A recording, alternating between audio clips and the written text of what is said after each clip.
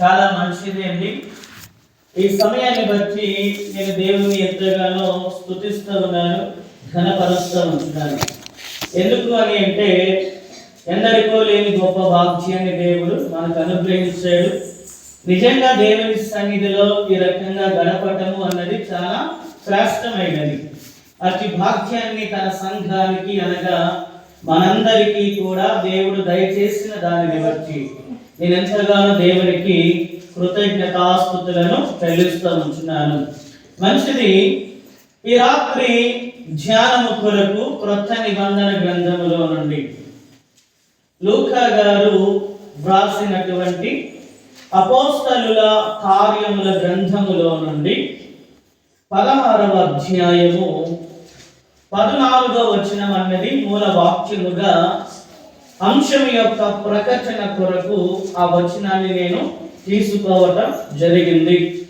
16వ అధ్యాయము 14వ వచనం ఇది మూల వాక్యం. ఈ రాత్రి అంశము కొరకు ఒకసారి నేను ఆ వచనాన్ని చదివిన తర్వాత అంశాన్ని నేను ప్రకటన చేయాలి అని ఆశపడుతూ ఉన్నాను. రండి ఒకసారి చదువబడిన లేఖన భాగాన్ని పరిశీలన చేద్దాము. 14వ వచనం. అప్పుడు లూదియను దైవ భక్తి గల యొక్క స్త్రీ వినుచుండెను. ఎవరు వింటున్నారు ఆ సమయంలో? లూదియా. ఆ సమయంలో లూదియా అను దైవ భక్తి గల స్త్రీ అని వ్రాయటం జరిగింది. లూదియాలో ఏమి ఉంది చెప్పండి? దేవుని పట్ల భక్తి ఉంది. ఆ లూదియా ఏమి వింటా ఉంది? దేవునికి సంబంధించినటువంటి మాటలను ఆ సమయంలో వింటూ ఉంది, మీలాగా మనలాగా. తర్వాత ఏం జరిగింది అని అంటే ఆమె ఊదా రంగు పొడిని అమ్ము తుయతైర పట్టణస్థురాలు. ఆమె వ్యాపారము చేసేటటువంటి స్త్రీగా ఇక్కడ చెప్పబడి ఉంది. ఏమి వ్యాపారం చేస్తా ఉంది? ఆమె ఊదా రంగు పొడిని అమ్ముతూ ఉంది. ఈ స్త్రీ ఏ పట్టణానికి చెందినటువంటి స్త్రీ? తుయతైర. ఏంటి చెప్పండి? తుయతైర. ఒత్తులు దీర్ఘాలు అన్ని కూడా మనం దృష్టిలో పెట్టుకొని చదివితే చాలా స్పష్టంగా ఆ పదము ఉచ్చారణ మనకు వస్తుంది. తుయతైర పట్టణస్థురాలు. తర్వాత మనం చూస్తే ప్రభువు ఆమె హృదయము తెరిచెను గనుక. ఎప్పుడు లూదియా యొక్క హృదయమును దేవుడు తెరిచాడు? దేవుని మాటలు వినుచు ఉన్నప్పుడు ఆమె హృదయాన్ని ఓపెన్ చేశాడు, ప్రభు తెరిచాడు. తెరిచాను గనుక అప్పుడు ఏం జరిగింది? పౌలు చెప్పిన మాటల యందు లక్ష్యముంచెను. ఆ సమయంలో ఎవరు మాట్లాడుతూ ఉన్నారు? పౌలు గారు మాట్లాడుతూ ఉన్నాడు. దేవుని గురించినటువంటి సంగతులను మాట్లాడుతూ ఉండగా పౌలు ఏ మాటలనైతే సెలవిచ్చాడో, ఏ మాటలనైతే తెలియజేశాడో ఆ మాటల యందు ఈ లూదియా ఏమి ఉంచిందంట? లక్ష్యముంచెను అని ఇక్కడ స్పష్టముగా వ్రాయబడి ఉంది. అంటే దేవుని మాటల యందు లూదియా లక్ష్యముంచింది. ఈ వచన భాగములో నుండి ఈ రాత్రి చెప్పబోయే అంశము ఏంటిది అని అంటే లక్ష్యాన్ని నిర్దేశించుకొనుట. ఏంటి చెప్పండి? లక్ష్యాన్ని నిర్దేశించుకొనుట. స్కూల్ చదువుతా ఉన్నప్పుడు టీచర్స్ అడుగుతారు పిల్లల్ని, అరే బాబు పెద్దయిన తర్వాత నీవు ఏమవ్వాలి అని అనుకుంటున్నావు అని అడుగుతారు. పిల్లలు ఏం చెప్తారు? నేను పోలీస్ కావాలి అని అనుకుంటున్నాను, నేను టీచర్ అవ్వాలి అని అనుకుంటున్నాను, లేదా నేను డాక్టర్ అవ్వాలి అని అనుకుంటున్నాను అని అంటారు. ఇప్పుడు పిల్లల యొక్క లక్ష్యం ఏంటి? డాక్టరు లేదా పోలీస్ లేదా టీచర్. వారికి అనుకూలమైనవి. వారు స్కూల్లో టీచర్ చెప్తా ఉన్నటువంటి పాఠాలను, సమాజంలో చూస్తూ ఉన్నటువంటి పరిస్థితులను ఉద్దేశించుకొని వారు ఒక నిర్ణయానికి వస్తారు. అడిగినప్పుడు వారికి నిర్ణయాన్ని వెలుగుచ్చుతారు. నా యొక్క లక్ష్యం కూడా ఏంటి అని అంటే టీచర్ అవ్వాలనేది నా లక్ష్యం. ఆ లక్ష్యం నేను చేరుకోలేదు. దేవుని కృప ఏంటంటే ఆ టీచర్ జాబ్ కంటే కూడా ఉన్నతమైనది దేవుని సేవ. అలాంటి ఉన్నతమైన సేవలోనికి దేవుడు పిలిచి తన పనిలో నన్ను ముందుకు నడిపిస్తూ ఉన్న దేవునికి నేను ఎల్లప్పుడూ కృతజ్ఞుడనై జీవించాలని నా యొక్క తీర్మానం. నా పట్ల దేవునికి ఉన్న ప్రణాళిక ఏదైతే ఉందో, ఒకవేళ దేవుడు ఇవ్వాలి అని అనుకుంటే ఇస్తాడు, ఆయన ఇవ్వకూడదు అని అనుకుంటే ఆయన చిత్తం, ఆయన చిత్తానికి నేను లోబడతాను. ఇలానే దేవుని సేవలో వాడుకోవాలి అని దేవుని ప్రణాళిక అయితే అలానే కొనసాగాలి అన్నది నా యొక్క అభిష్టం. దేవుని యొక్క చిత్తానికి మనం తల వంచాలి. కాదంటే మనం నష్టపోతాం. ఎవరమైనా సరే నష్టపోతాం. కనుక లక్ష్యము ఈ యొక్క లూదియా దేవుని మాటల యందు లక్ష్యము ఉంచింది కదా. ఆ యొక్క వచనాన్ని బేస్ చేసుకొని, ఆధారం చేసుకొని మన అంశము లక్ష్యాన్ని నిర్దేశించుకొనుట. ఈ నూతన సంవత్సరంలో యవనస్తులకు కూడా కొన్ని లక్ష్యాలు ఉంటాయి. లక్ష్యం లేకుండా జీవితంలో ముందుకు కొనసాగద్దు. బస్సులో వెళ్తా ఉన్నావు, వెళ్ళి కూర్చున్నావు. కూర్చున్న తర్వాత మీ దగ్గరికి ఒకరు వస్తారు. ఎవరతడు? కండక్టర్ వస్తారు. వచ్చి ఏమంటాడు? టికెట్ అంటాడు. సరే, నీవు జేబులో నుండి డబ్బులు తీసి చేతిలో పెట్టావు. ఎక్కడికి వెళ్ళాలి అని అంటాడు. మీరేమంటారు? నేను ఎమ్మిగనూరు వెళ్ళాలి అని చెప్పినప్పుడు ఎమ్మిగనూరుకు సరిపడా టికెట్ ఆయన ఏం చేస్తాడు? నీకు ఇస్తాడు. నీకు ఇచ్చిన డబ్బులు మిగిలి ఉంటే, చిల్లర మిగిలి ఉంటే కూడా నీకు రిటర్న్ చేస్తాడు. నీ లక్ష్యం ఏంటి? తిమ్మాపురం నుండి ఎమ్మిగనూరు వెళ్ళడం అనేది నీ లక్ష్యం. అదే రకంగా ఈ నూతన సంవత్సరంలో సంఘము, ప్రతి క్రైస్తవ విశ్వాసి కూడా లక్ష్యాన్ని నిర్దేశించుకోవాలి. నిర్దేశించుకోవడము అంటే ఏంటి? లక్ష్యాన్ని కలిగి ఉండాలి, లేదా లక్ష్యాన్ని ఏర్పాటు చేసుకోవాలి. ఏర్పాటు చేసుకోవాలి. మరి లక్ష్యము అనగా ఏమిటి? మన అంశము లక్ష్యాన్ని నిర్దేశించుకోవటం అని అంశాన్ని నేను ప్రకటన చేశాను. మరి లక్ష్యం అనగా ఏమిటి? యవనస్తులారు జాగ్రత్తగా వినండి, ఇది చాలా ప్రాముఖ్యమైనది మన జీవితాలకు. లక్ష్యము అనగా ఏమిటి అని అంటే అర్థము ఒకటి, రెండు అర్థాలు చెప్తాను నేను. మొదటి అర్థం ఏంటంటే చేరవలసిన గమ్యము. లక్ష్యం అంటే ఏంటి? చేరవలసిన గమ్యం. ఇందాక మనం బస్సు ఎక్కాం కదా, మనం చేరవలసిన గమ్యం ఏంటి? ఎమ్మిగనూరు. దాని ఇంగ్లీష్ లో ఏమంటారంటే డెస్టినేషన్. ఇంగ్లీష్ లో ఏమంటారు?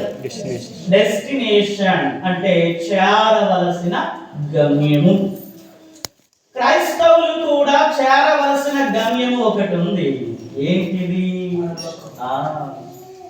నిత్య రాజ్యము, పరలోక రాజ్యము అన్నది మన యొక్క గమ్యము. మనము చేరవలసిన గమ్యస్థానం ఏంటి? పరలోకము. ఇంగ్లీష్ లో డెస్టినేషన్ అని అంటాం. అది మొదటి అర్థం. రెండవ అర్థం ఏంటి అని అంటే లక్ష్యము అనగా గురి. ఏంటి చెప్పండి? గురి. నీ గురి ఏంటి? నీ గమ్యం ఏంటి? What is your destination? What is your goal? గురి అంటే ఏంటి? ఇంగ్లీష్ లో గోల్ అంటాం. గురి అంటే ఏంటి? గోల్. నీ గురి ఏంటి? నేను స్టార్టింగ్ లో చెప్పాను. టీచర్ పిల్లలను ఉద్దేశించి ఏమంటాడు? నీ ఏం కావాలి అని అనుకుంటున్నావు అని అడిగాడు కదా. అంటే దాని అర్థం ఏంటి? నీ గురి ఏంటి అంటే పిల్లవాడు అంటాడు, నా గురి నేను డాక్టర్ అవ్వాలన్నది, నా గురి నేను టీచర్ అవ్వాలన్నది. ఈ రకంగా చెప్తాం కదా. లక్ష్యము అనగా చేరవలసిన గమ్యము లేదా గురి. దీనినే మనం ఏమంటామంటే లక్ష్యాన్ని నిర్దేశించుకొనుట అనే యొక్క అంశాన్ని ఇంగ్లీష్ లో చెప్పాలి అని అంటే గోల్ సెట్టింగ్. ఏమంటారు చెప్పండి? Goal setting. జీవితంలో గురి ఉండాలి. ఏముండాలి? గురి ఉండాలి. గురి లేకుండా ప్రయాణం చేయొద్దు. బస్సు ఎక్కి నువ్వు ఎక్కడికి వెళ్ళాలో కండక్టర్ చెప్పకపోతే నీకు టికెట్ ఇస్తాడా? ఫస్ట్ దిగు అంటాడు. ఏమంటాడు? దిగు, బస్సు దిగా అంటాడు. నీ గమ్యస్థానం, నీ గురి చెప్తే దానికి తగ్గట్టుగా నీకు టికెట్ ఇస్తాడు. జీవితంలో గురి కలిగి ఉందాం అంటే గమ్యాన్ని మనము కలిగి ఉండాలి. మీ అందరికీ రాత్రి కూడా ఒక గమ్యం ఉంది. ఈ కూడిక అనంతరం మీరు చేరుకోవాల్సిన గమ్యం ఏంటి? మీ యొక్క ఇల్లు. నేను చేరుకోవాల్సిన గమ్యం ఏంటి? మా ఇల్లు కదా. ఆ రకంగా ఈ నూతన సంవత్సరంలో సంఘము లక్ష్యాన్ని నిర్దేశించుకోవాలి. లక్ష్యాన్ని నిర్దేశించుకోవాలి. రైట్. ఇప్పుడు ఒక ప్రశ్న. ఈ నూతన సంవత్సరంలో క్రైస్తవుడు వేటి యందు లక్ష్యం ఉంచాలి? ఈ నూతన సంవత్సరంలో మనమంతా క్రైస్తవులము కదా, సంఘము కదా. మరి క్రైస్తవుడు వేటి యందు లక్ష్యం ఉంచాలి? ఆనాడు ఇక్కడ అపోస్తలుల కార్యముల గ్రంథములో చెప్పబడిన రీతిగా లూదియా వేటి యందు లక్ష్యం ఉంచింది? పౌలు చెప్పే దేవుని మాటల యందు లక్ష్యం ఉంచింది కదా. ఆ రకంగా ఈ నూతన సంవత్సరములో క్రైస్తవుడు అనగా సంఘము వేటి యందు లక్ష్యం ఉంచాలి? వేటిని గురిగా ఉంచుకోవాలి? వేటిని గమ్యముగా ఉంచుకోవాలి అనే ఈ ప్రశ్నకు పాత నిబంధన గ్రంథములో ఎన్ని కాండాలు ఉన్నాయి? ఎన్ని కాండాలు? 5 కాండాలు. వాటిని ఏమంటామంటే పంచకాండములు. ఈ పంచకాండములనే ధర్మశాస్త్రము అని అంటాము. వీటిని ఎవరు రాశారు? మోషే గారు రాశారు. సృష్టి యొక్క ప్రారంభంలో మోషే ఉన్నాడా? లేడు. మరి ఏం చేశాడు? రాశాడు కదా. మరి ఎక్కడ తెలిసింది మోషేకి సంగతులన్నీ?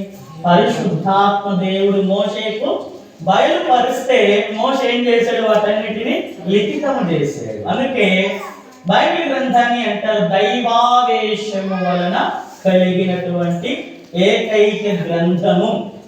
ఏంటిది అని అంటే బైబిల్ గ్రంథం. మీకు అర్థం అవ్వాలంటే ఇంకొక మాట చెప్తాను. ఏంటంటే బాగా వినండి. ఒక పాప ఉంది. ఒక పాప ఉంది. 2 చేతులు లేవు. చక్కగా చదువుకుంటా ఉంది. మంచి టాలెంటెడ్, క్లవర్, క్లాస్లో క్లవర్. ఆ పాప పబ్లిక్ ఎగ్జామ్ రాయడానికి వెళ్ళాలి. 2 చేతులు లేవు. ఎలాగో రాయగలుగుతుంది? మనం ఈ మధ్య కాలంలో చూసాము. నిక్ విజుసి విక్ 2 చేతులే లేవు కదా. ఆయన కూడా ఇంతే ఇస్తున్నాడు. టేబుల్ ఎక్కి ప్రసంగం వస్తాడు. కానీ వండర్ఫుల్ కదా. దేవుని సేవలో ఎంత గొప్పగా ఆ వ్యక్తి వాడబడుతున్నాడు అంటే మన ఏపీ కూడా వచ్చాడు కదా. ఏపీ కూడా వచ్చిపోయాడు.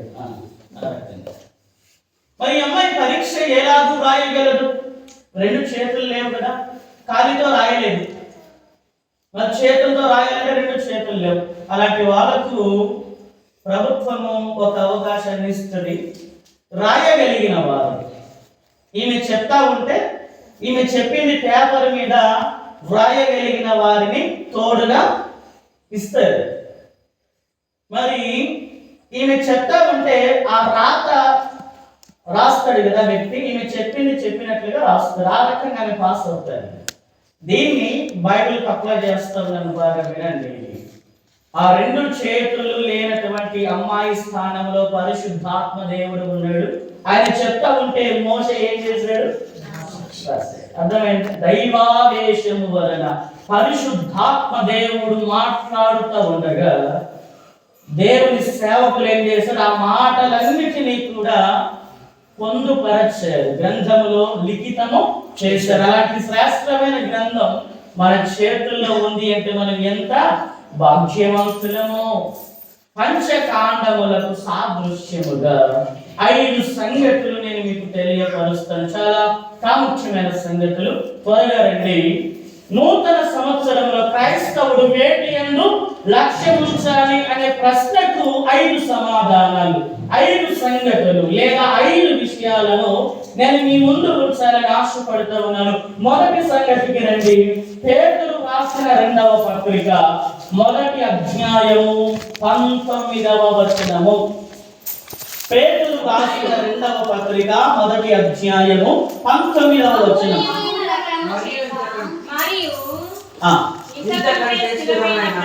ఇంతకంటే స్థిరమైన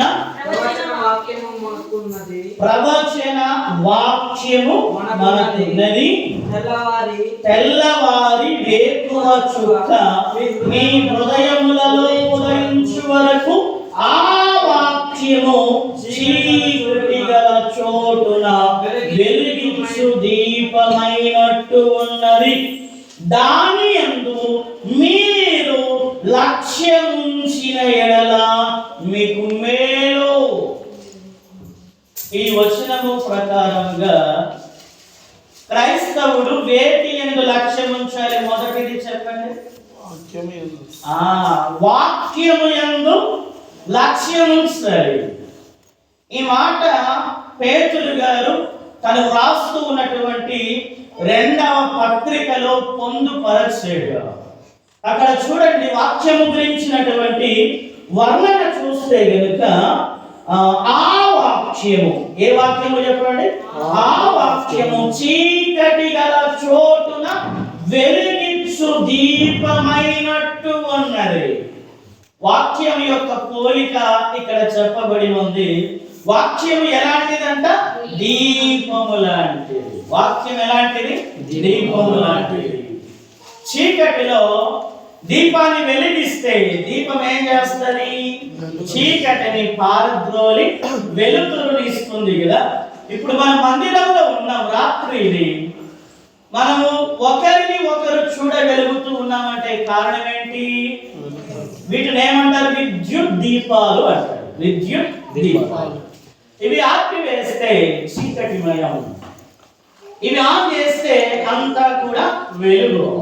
వాక్యము కూడా దీపము లాంటిది. దీపము చేసే పని అంధకారాన్ని తొలగించి వెలుగును ఇచ్చినట్లుగా వాక్యము కూడా మన జీవితంలో ఉండే అంధకారాన్ని తొలగించి మన జీవితాన్ని వెలుగుమయముగా చేస్తుంది. అందుకే భక్తుడు అన్నాడు, నీ వాక్యము నా పాదములకు దీపమును నా త్రోవకు వెలుగునై ఉన్నది. కీర్తనల గ్రంథం 119, 105.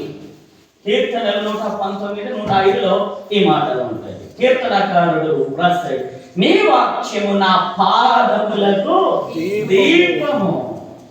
వెలుగులో నడిచే వ్యక్తి త్రోవ తప్పుతాడా? ఏదైనా ప్రమాదం జరుగుతుందా? జరగదు. చాలా జాగ్రత్తగా వెళ్తాడు. మరి చీకటిలో నడిచే వ్యక్తి త్రోవ తప్పవచ్చు, ఏదైనా ప్రమాదము కూడా జరగవచ్చు. ప్రియమైనటువంటి దేవుని సంఘమా, ఈ లోకము అంధకారం. అంధకారంలో మనం ఉన్నప్పుడు వాక్యమైన దీపాన్ని చేతబట్టుకొని మనం నడవాలి. అందుకే ఈ నూతన సంవత్సరంలో పేతురు సెలవిచ్చినట్లుగా వాక్యము యందు, దేవుని వాక్యము యందు ఏముంచాలి? లక్ష్యం ఉంచాలి. నూతన సంవత్సరంలో మన గమ్యం ఏంటి? మన గురి ఏంటి అని అంటే దేవుని వాక్యమే మన గురి, మన గమ్యము దేవుని వాక్యము అన్న సంగతిని నేను మీకు తెలియపరుస్తూ ఉన్నాను. దాని యందు అంటే దేవుని వాక్యము యందు మీరు లక్ష్యం ఉంచిన ఎడల, అంటే గురి కలిగిన ఎడల, గమ్యాన్ని కలిగిన ఎడల మనకు ఏ కలుగుతుందంట? మేలు. ఈ నూతన సంవత్సరంలో వాక్యాన్ని గురిగా కలిగి మనము జీవిస్తే, లక్ష్యం ఉంచితే మనం మేలు పొందుకుంటాము అని చెప్పి ఇక్కడ పేతురు గారు సెలవిచ్చారు. దీనికి అనుబంధంగా మరి ఒక లేఖన భాగాన్ని నేను మీ ముందు ఉంచుతానండి. అపోస్తలుల కార్యముల గ్రంథము 8వ అధ్యాయము 6వ వచనం. అపోస్తలుల కార్యముల గ్రంథము 8వ అధ్యాయము 6వ వచనం. ఆ జన సమూహములను విని ఫిలిప్పు చేసిన సూచక క్రియలను చూచినందున అతడు చెప్పిన మాటల యందు ఏక మనస్సుతో లక్ష్యముంచగా. బాగా వినండి. వచనంలో జన సమూహములు అంటే అనేక మంది ప్రజలు ఏం విన్నారు? ఫిలిప్పు చెప్పే మాటలు విన్నారు. ఫిలిప్పు ఏ మాటలు చెప్పాడు? టైం పాస్ మాటలు చెప్పలే. ఉపయోగకరమైనటువంటి మన బ్రతుకులను మార్చగలిగేటటువంటి శ్రేష్టమైన దేవుని వాక్యాన్ని చెప్పాడు ఆ జన సమూహానికి. వారు విన్నారు. విని తర్వాత ఏం జరిగింది? ఫిలిప్పు అక్కడ కొన్ని సూచక క్రియలను చేశాడంట. ఏం చేశాడు? సూచక క్రియలు, మిరాకిల్స్. ఏం చెప్పాడు? మిరాకిల్స్. యేసుక్రీస్తు ప్రభుల వారు కూడా 4 సువార్తలలో ఎన్నో సూచక క్రియలను ఆయన జరిగించాడు. అంటే మిరాకిల్స్ అంటే అద్భుతాలు చేశాడు. ఏం చేశాడు? అద్భుతాలు ఎన్నో చేశాడు. క్రోనోలాజికల్ ఆర్డర్ ప్రకారంగా యేసు ప్రభు చేసినటువంటి అద్భుతాలు 39, 37 నాకు సంఖ్య సరిగా గుర్తులేదు. అన్ని మిరాకిల్స్ ప్రాముఖ్యమైనవి గ్రంథాలలో సువార్తల్లో లిఖించబడి ఉన్నాయి. ఇక్కడ ఫిలిప్పు సూచక క్రియలు చేయగా ఆ జన సమూహం అంతా చూసిన తర్వాత అతడు చెప్పిన మాటల యందు, ఫిలిప్పు చెప్పిన మాటల యందు ఏక మనస్సు. ఏ మనస్సు? ఏక మనస్సు. ఒకే మనస్సు. సంఘమంతా కూడా ఒకే మనస్సు కలిగి ఉంటే, ఏక మనస్సు కలిగి దేవుని మాటల యందు లక్ష్యం ఉంచితే సంఘానికి మేలు. ఆ ప్రజలు అదే చేశారు. ఏక మనస్సుతో వారు ఏం చేశారు? దేవుని మాటల యందు వారు లక్ష్యం ఉంచారు. నూతన సంవత్సరంలో క్రైస్తవుడు దేవుని వాక్యమునందు లక్ష్యం ఉంచాలి. అది మొదటిది. రెండవ దానికి రండి. 119 అంటే ఏంటి? కీర్తనలు 119వ అధ్యాయము 100వ వచనాన్ని మనం ఉపదేశములను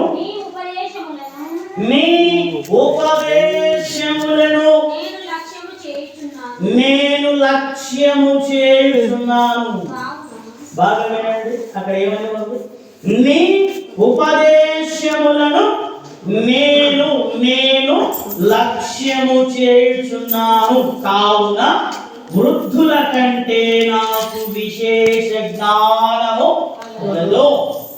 మనం అనుకుంటాం వృద్ధులకే అధికమైనటువంటి జ్ఞానము ఉంది. అది ఒక రకంగా కరెక్ట్ కావచ్చునేమో, కానీ ఇంకొక కోణం కూడా ఉంది. వృద్ధుల కంటే విశేష జ్ఞానాన్ని మనం పొందుకోవాలి అంటే చేయాల్సింది ఏంటి? ఉపదేశములను లక్ష్యం ఉంచాలి. ఉపదేశం అనగా సందేశం. నేను చెప్పేదంతా ఏంటి? ఉపదేశమే. నేను చెప్పేదంతా ఉపదేశమే. ఇక్కడ కీర్తనాకారుడు అంటూ ఉన్నాడు, నీ ఉపదేశములను నేను లక్ష్యము చేయుచున్నాను. ఈ నూతన సంవత్సరంలో రెండవదిగా దేవుని ఉపదేశముల యందు లక్ష్యం ఉంచాలి. దేవుని యొక్క ఉపదేశముల యందు లక్ష్యం ఉంచాలి. లక్ష్యం ఉంచితే వృద్ధుల కంటే విశేషమైన జ్ఞానమును మనం పొందుకుంటాం. మరి ఎందుకు దేవుని ఉపదేశముల యందు లక్ష్యం ఉంచాలి? ఇది ఒక ప్రశ్న. ఎందుకు దేవుని ఉపదేశముల యందు లక్ష్యం ఉంచాలి? ఈ ప్రశ్నలను రాసుకొని దానికి సమాధానాలు వెతుకుతూ ఉన్నప్పుడు చాలా చాలా లోతైనటువంటి వచనాలు దేవుడు నా ముందు ఉంచాడు. బైబిల్లో చూస్తే కనుక ఉపదేశముల గురించి చాలా మర్మాలు రాయబడి ఉన్నాయి. నేను వండలేకపోయాను ప్రభువా, ఉపదేశముల గురించి ఇన్ని సంగతులు ఉన్నాయి మీ గ్రంథములు అని చెప్పి నేను ఈ వాక్యాన్ని సిద్ధపడుతూ ఉన్నప్పుడు వాటన్నిటిని చూస్తూ ఉంటే అవన్నీ చాలా ప్రాముఖ్యమైనవే. స్కూల్లో టీచర్ చెప్తాడు, సార్ ఏది ఇంపార్టెంట్ క్వశ్చన్ అంటే ఒక లిస్ట్ ఇచ్చి ఇవన్నీ ఇంపార్టెంట్, ఇవన్నీ నేర్చుకో, నువ్వు పాస్ అవుతావు అంటాడు. ఆ రకంగా ఉపదేశము గురించి గ్రంథములో చెప్పబడిన ప్రతి మాట కూడా ప్రాముఖ్యమైనదే. అందులో కొన్ని ఒక రెండు మాత్రమే చెప్తాను, మిగతా మీరు రాసుకోండి, రాసుకునేటోళ్ళు ఉన్నారు కనుక. ఎందుకు దేవుని ఉపదేశముల యందు లక్ష్యం ఉంచాలి? రండి, ద్వితీయోపదేశ కాండము 32:12. ద్వితీయోపదేశ కాండము 32వ అధ్యాయము 2వ వచనం త్వరగా. నా ఉపదేశము వానవలే కురియును. ఏమంటున్నాడు అక్కడ మోషే గారు? నా ఉపదేశము వానవలే, దేని వలె? వానవలే కురియును. నా వాక్యము మంచు వలెను, లేత గడ్డి మీద పడు చినుకుల వలెను, పచ్చిక మీద కురియు వర్షము వలెను ఉండెను. దేవుని ఉపదేశము గురించి ఇక్కడ వర్ణించబడి ఉంది. మనం చదివాం, మీరు విన్నారు, వివరిస్తే చాలా సమయం అవుతుంది కనుక అలా ముందుకు వెళ్ళిపోదాం. ఇంకొక వచనాన్ని 19వ కీర్తన 8వ వచనానికి రండి. కీర్తనల గ్రంథం 19వ అధ్యాయము 8వ వచనం కూడా చదవండి త్వరగా. యెహోవా ఉపదేశములు, యెహోవా ఉపదేశములు, బాగా వినండి. ఎవరి ఉపదేశములు? యెహోవా అనగా ఎవరు? మన తండ్రి అయిన దేవుడు. యెహోవా ఉపదేశములు నిర్దోషమైనవి. దేవుని ఉపదేశములు ఎలాంటివంట? నిర్దోషం అంటే ఏ దోషము లేనటువంటివి. దేవుని ఉపదేశములు నిర్దోషమైనవి గనుక ఈ నూతన సంవత్సరములో దేవుని ఉపదేశముల యందు లక్ష్యము ఉంచాలి. ఇది మన యొక్క టార్గెట్. మనం ఫోకస్ చేయాల్సింది వీటిపైన మనం ఫోకస్ చేయవలసిన వారమై ఉన్నాము. తర్వాత చూస్తే యెహోవా తర్వాత అవి హృదయమును సంతోషపరచును. దేవుని ఉపదేశాలు ఏం చేస్తాయంట? హృదయాన్ని సంతోషపరుస్తాయి. తరువాత యెహోవా ఏర్పరచిన ధర్మము నిర్మలమైనది, అది కన్నులకు వెలిగించును. దేవుని ఉపదేశం ఎలాంటిదంట? నిర్మలమైనది, అది కన్నులకు ఏమిస్తుందంట? వెలిగిస్తుంది. గనక ఈ నూతన సంవత్సరములో ప్రతి క్రైస్తవ విశ్వాసి దేవుని ఉపదేశముల యందు లక్ష్యము ఉంచాలి. రెండు సంగతులని. మొదటిది, దేని యందు లక్ష్యం ఉంచాలి? దేవుని వాక్యము యందు లక్ష్యం ఉంచాలి. రెండవది, దేవుని ఉపదేశముల యందు లక్ష్యం ఉంచాలి. మూడవదానికి రండి, 119, 117. అక్కడే కీర్తనల గ్రంథం 119, 117 త్వరగా. నాకు రక్షణ కలుగునట్లు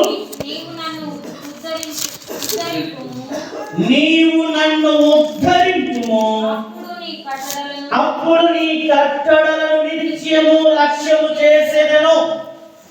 ఇక్కడ కీర్తనకారుడు అంటా ఉన్నాడు, ఏమని అంటా ఉన్నాడు? నాకు రక్షణ కలుగునట్లు.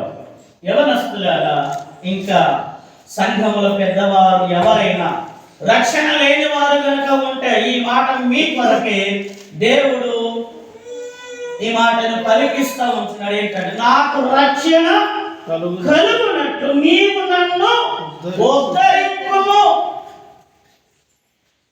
మనకు రక్షణ కలగాలంటే మనల్ని ఉద్ధరించాల్సింది ఎవరు? దేవుడే మనల్ని ఉద్ధరించాలి. కీర్తనకారుడు అవన్నీ బాగుగా ఎరిగి ఈ మాటలను వ్రాస్తా ఉన్నాడు. తర్వాత కిందికి వస్తే, అప్పుడు నీ కట్టడలను నిత్యము లక్ష్యము చేసేదను. దేవుని కట్టడల నిత్యం అనగా ఉన్నంత కాలం, శాశ్వత కాలం. ఏం చేస్తాడంటే లక్ష్యము చేసేదను, లక్ష్యము చేసేదను. ఈ వచనము ప్రకారముగా క్రైస్తవుడు మూడవదిగా దేని యందు లక్ష్యం ఉంచాలి అని అంటే దేవుని కట్టడల యందు లక్ష్యం ఉంచాలి. దేని యందు? దేవుని కట్టడల యందు లక్ష్యం ఉంచాలి. కట్టడలు అనగా ఏంటి అర్థం? ఆజ్ఞలు. నేను రెండు సంగతులు చెప్తాను, మీరు నోట్ చేసుకోండి. కట్టడలు అంటే దేవుని శాసనాలు. నా మాటే నా శాసనం, అవునా కదా? నా మాటే నా శాసనం. శాసనం అయిందంటే దాన్ని మార్చడానికి వీలు లేదు, అది శాసనం. కట్టడలు అనగా దేవుని శాసనాలు, కట్టడలు అనగా దేవుని నిబంధనలు. ఏంటి చెప్పండి? దేవుని నిబంధనలు.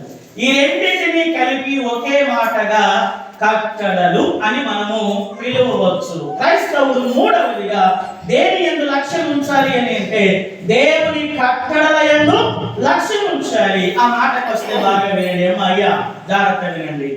ఈ దేవుని మందిరము కూడా దేవుని కట్టడ. దేవుని మందిరము కూడా దేవుని కట్టడ.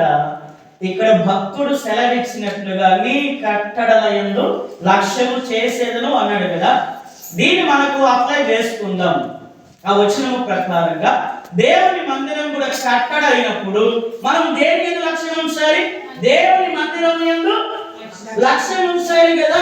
ఈ సంవత్సరం అంతా నేను క్రమము తప్పకుండా మందిరానికి వస్తాను. యవనస్తులు ఒక తీర్మానాన్ని తీసుకోవాలి. మీరంతా సహకరిస్తే నేను ఈ సంవత్సరంలో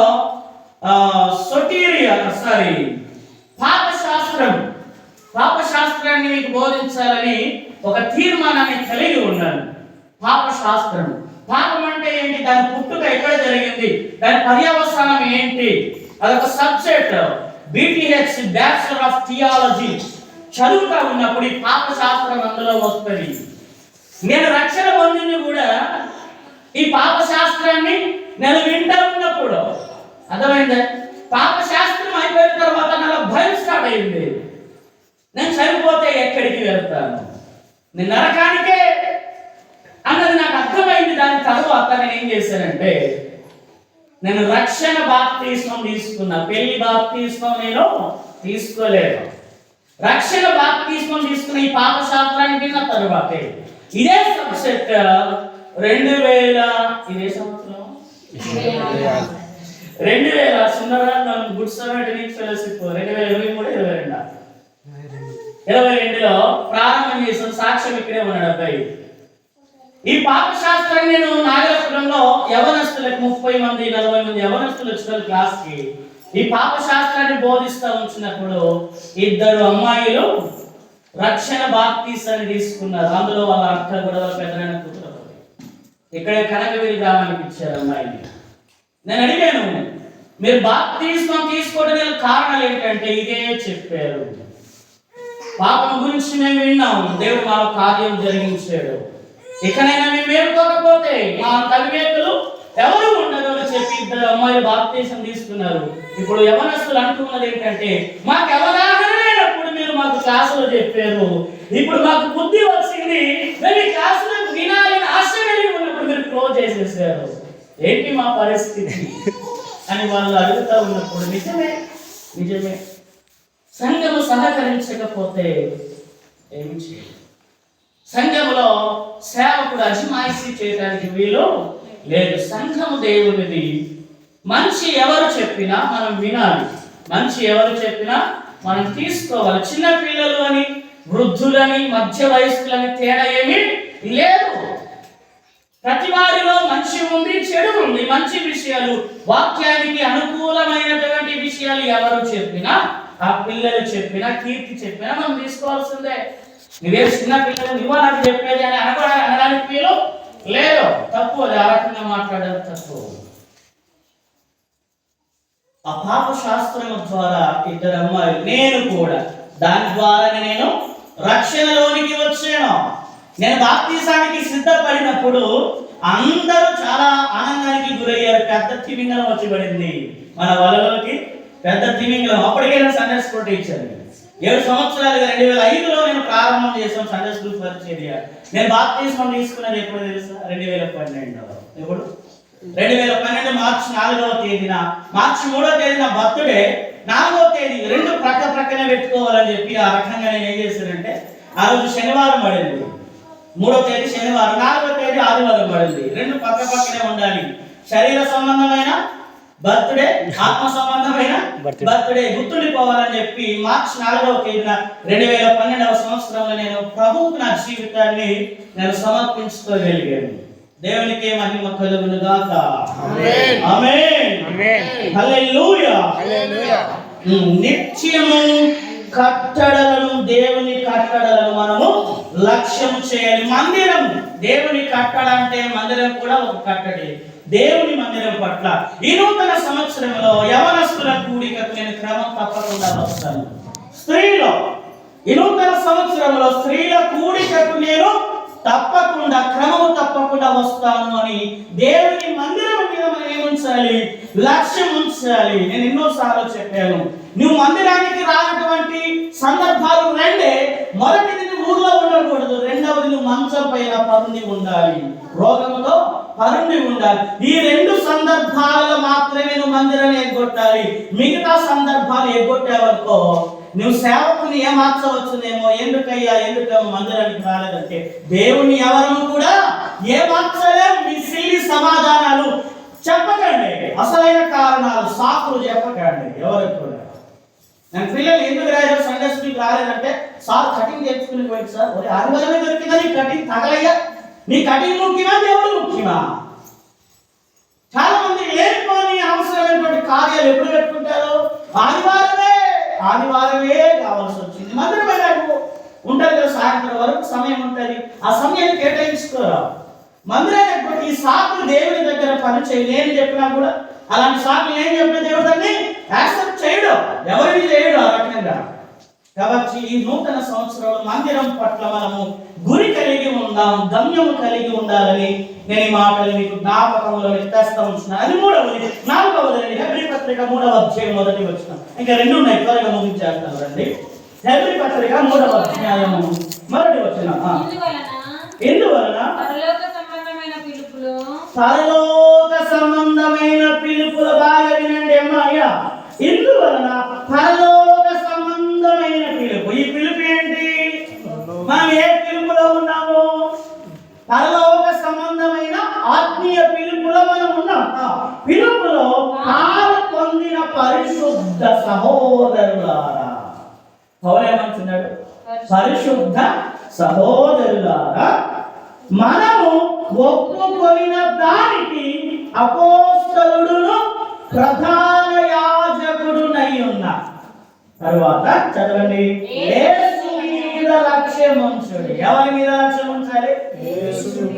యేసయ్య అంట ప్రధాన యాజకుడు మాత్రమే కాదు, ఆయన అపోస్తలుడు కూడా. ప్రభు ఎవరు చెప్పండి?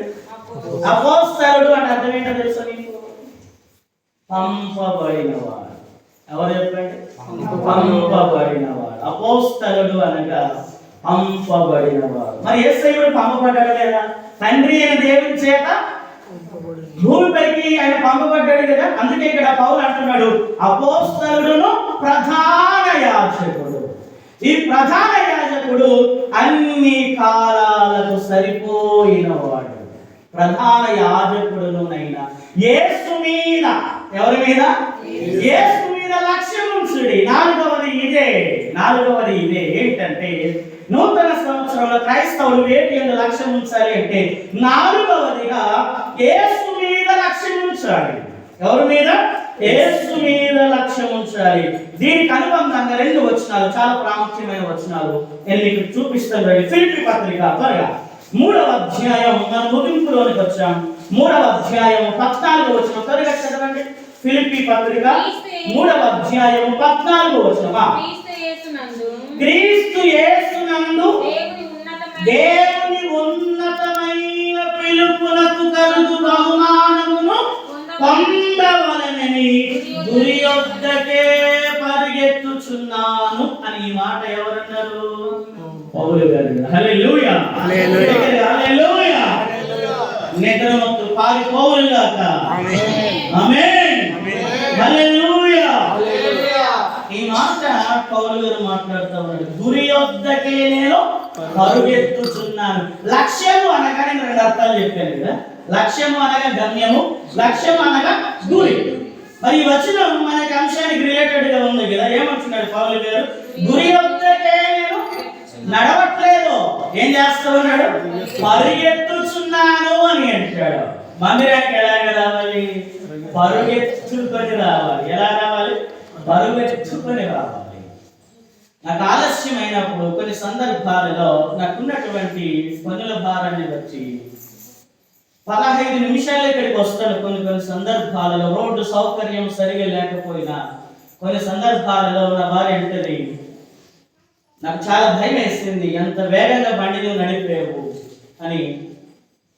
నడిపేటోళ్ళకి నాకు కనబడదు, వెనకాల కూర్చున్న వాళ్ళకి భయం ఉంటుంది, చాలా ఉంటుంది. ఎవరికైనా నేను వెనకాల కూర్చున్నా నాకు కూడా భయం, నడిపేటికి భయం ఏమి ఉండదు. నాకేంటంటే నిన్న కూడా రాత్రి వచ్చాను, నా మనసు చివుకుమంది. ఎమ్మిగూరికి వెళ్ళాను, పనులు కాలేదు, ఆలస్యం అవుతుందని నాకు తెలిసింది. ఆనందన్న గారికి ఫోన్ చేసి, అన్న ఆలస్యం అవుతుంది, మీరు స్టార్ట్ చేయండి, నేను వచ్చి జాయిన్ అవుతానని చెప్పాను. అలా వారు స్టార్ట్ చేశారు. నేను రాగానే ఈరోజు నాకు ఆలస్యం అయిపోయింది కదా, సమయానికి నేను రాలేకపోయాను కదా అనేటువంటి క్షోభ నన్ను వెంటాడింది.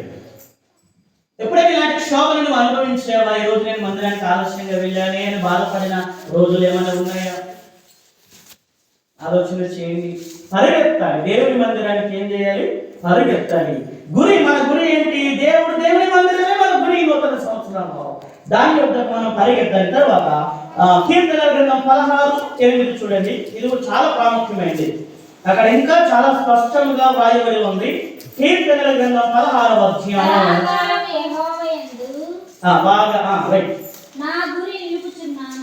ఎవరి అంటే గురి? కీర్తనకారుడు అంటా ఉన్నాడు, యెహోవా యందు నా గురి నిలుపుచున్నాను. ఈ నూతన సంవత్సరంలో మన గురి ఎవరు చెప్పండి? దేవుడే మన గురి, యేసయ్యే మన గురి. ఆయన యందు మనం ఏం చేయాలి? లక్ష్యం ఉంచాలి. హల్లెలూయా, హల్లెలూయా. 4 సంగతులు చెప్పాను ఇప్పటిదాకా. క్రైస్తవులు ఈ నూతన సంవత్సరంలో వేటి యందు గురి కలిగి ఉండాలి? మొదటిది దేవుని వాక్యము యందు గురి కలిగి ఉండాలి. రెండవది దేవుని ఉపదేశముల యందు లక్ష్యం ఉంచాలి. మూడవది దేవుని కట్టడల యందు లక్ష్యం ఉంచాలి. నాలుగవది యేసు మీద లక్ష్యం ఉంచాలి. నేను ఎన్ని చెప్తానన్నాను? 5 చెప్తానన్నా. చివరిది ఉంది, ఒకే వచనాన్ని చెప్పి నేను ముగించేస్తాను. రండి, అపోస్తలుల కార్యముల గ్రంథం 3వ అధ్యాయం 5వ వచనం. అపోస్తలుల కార్యముల గ్రంథము 3వ అధ్యాయము 5వ వచనం. వారు వారి యొద్ద ఏమైనా దొరుకునని కనిపెట్టుచు వారి యందు లక్ష్యం ఉంచెను. ఎవరి యందు లక్ష్యం ఉంచాడో? 5 వచనాలు మనం చూస్తే గనుక ఇక్కడ ఉన్నది ఎవరు అని అంటే మొదటి వచనంలో పేతురు, యోహాను వీరి యందు లక్ష్యం ఉంచాడంట. ఎవరు ఉంచారు? కుంటివాడు.